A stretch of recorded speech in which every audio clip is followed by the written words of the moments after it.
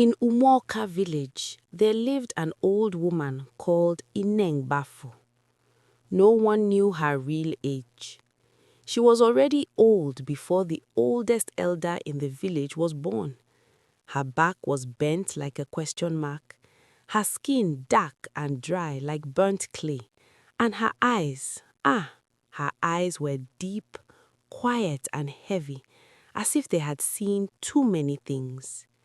Children feared her, but they also loved her stories. Every evening, when the sun sank behind the palm trees and smoke rose from cooking fires, children gathered in front of her mud house at the edge of the village. She would sit on a low wooden stool, holding a long staff carved with strange symbols. "Come closer," she would say, her voice thin but strong. "The night has ears." She told stories of warriors who spoke to the earth, of rivers that swallowed greedy men, and of spirits that walked among humans. Sometimes, while telling these stories, she would pause suddenly and look into the forest as if someone was watching her. That was when the children would run away. Adults avoided her, not because she was wicked, but because she was too old. In Umuoka, age was respected, but Nne Mgbafọ's age made people uncomfortable. She did not age anymore. Years passed, seasons changed, but she remained the same. Wrinkles did not deepen, her hair stayed white but never fell off, her voice never weakened. People whispered, "Maybe she is a spirit. Maybe she offended the gods and was punished. Maybe she is a god." Nne Mgbafọ limped alone. No husband, no children, no known relatives. Her compound was always clean, swept every morning before anyone woke up. Yet no one ever saw her sweep. The village priest, Dibia Okori, once tried to question her. "Nne Mgbafọ," he said, sitting carefully outside her compound, "our ancestors valued truth. How old are you?" She smiled slowly. "Older than your questions," she replied. That answer disturbed him. One year, a strange sickness came to Umuoka. It killed goats, chickens, and then people. Children fell ill overnight.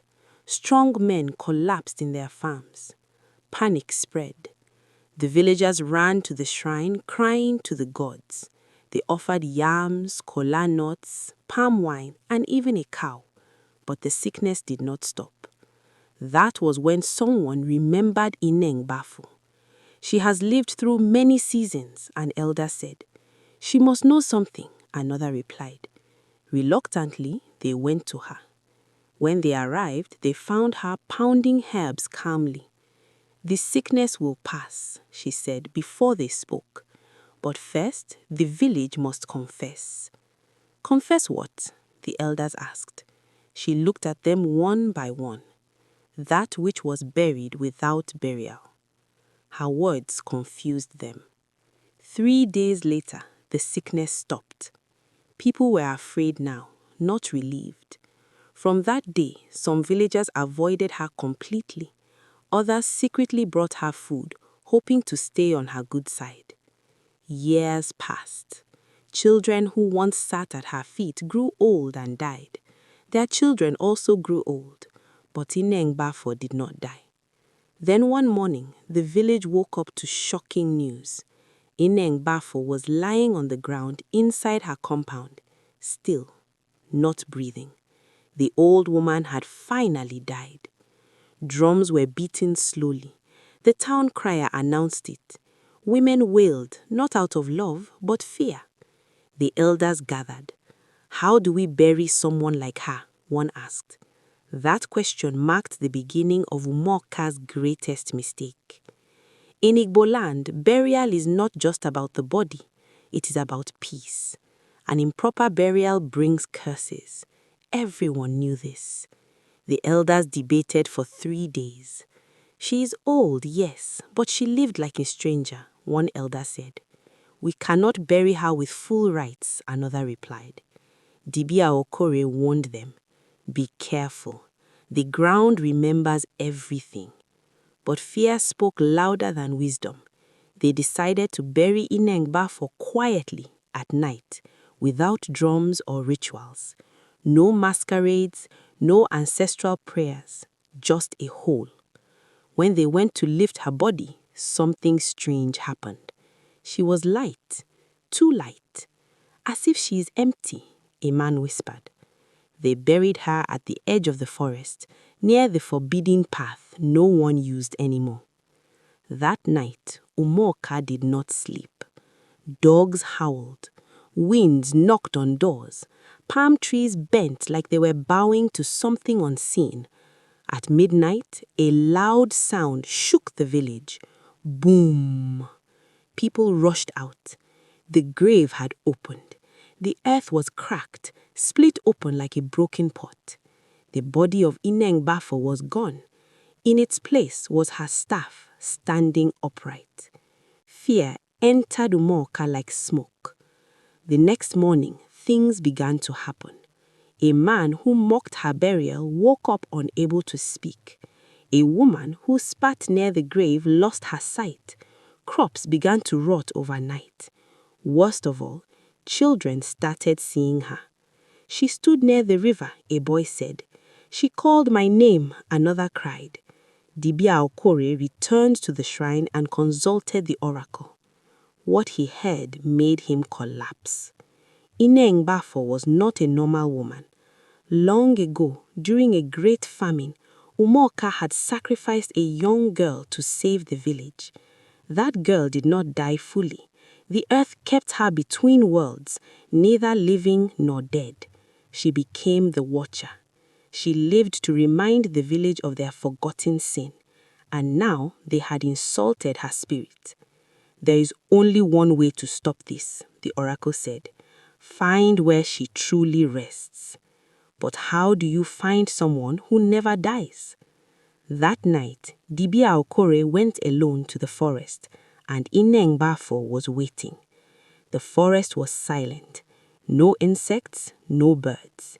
Dibia Okore walked slowly, holding his staff and chanting protection prayers. Suddenly, the air grew cold. Nne Mgbafọ, he said, his voice shaking, forgive us. She appeared. Not old, not young. She stood tall, glowing faintly, her eyes bright like moonlight. I was once called Nne Mgbafọ, daughter of Umuoka. They gave me to the earth so they could eat. Tears fell from the Dibia's eyes. We forgot, he whispered.